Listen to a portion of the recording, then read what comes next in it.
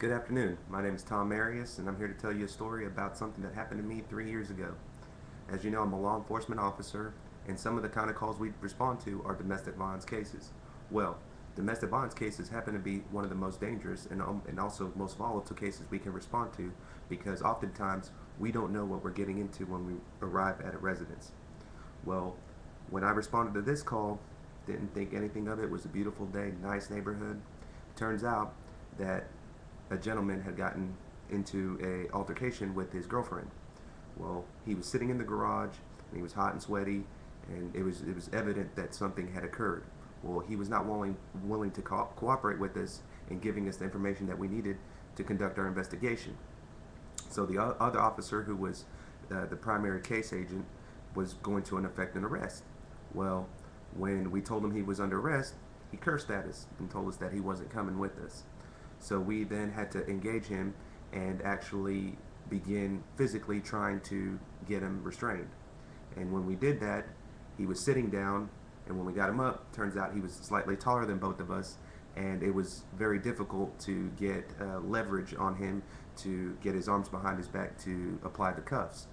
Well, myself and the other officer were tussling back and forth with him. Well, I got thrown off of them too, and as the fight was started in the garage, it started pouring out into the driveway where a big, large Ford Expedition was parked. My other officer, grabbed the gentleman from the back and proceeded to suplex him to the ground. Well, when the other officer did that, their momentum was carrying them towards the Expedition, and it looked like they were going to impact the Expedition in a very violent manner.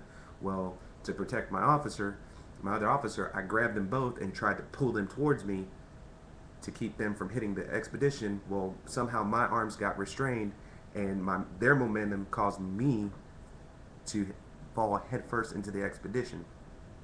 And because my arms were restrained, I had no way to lay out my hands to keep myself from impacting the Expedition. Well, turns out my head hit the Expedition, and didn't think anything of it.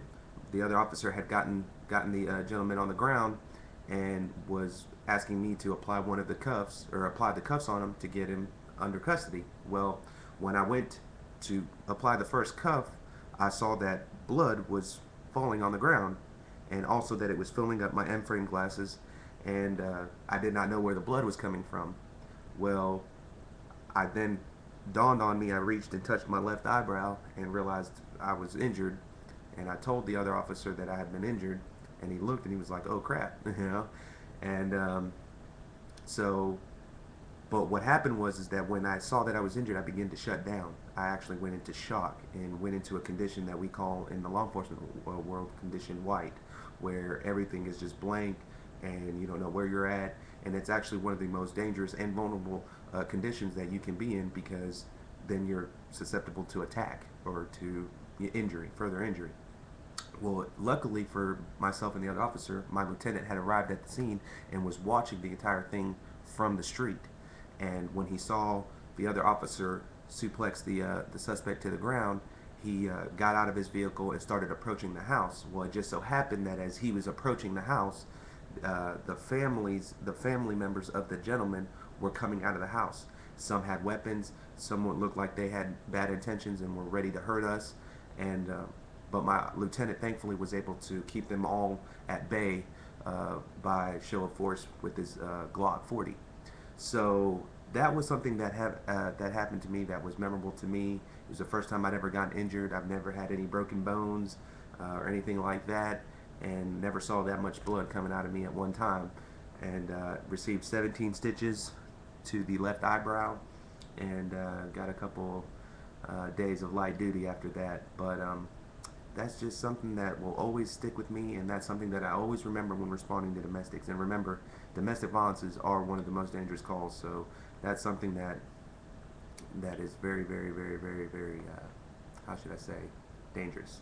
So thank you for your time, and have a good day.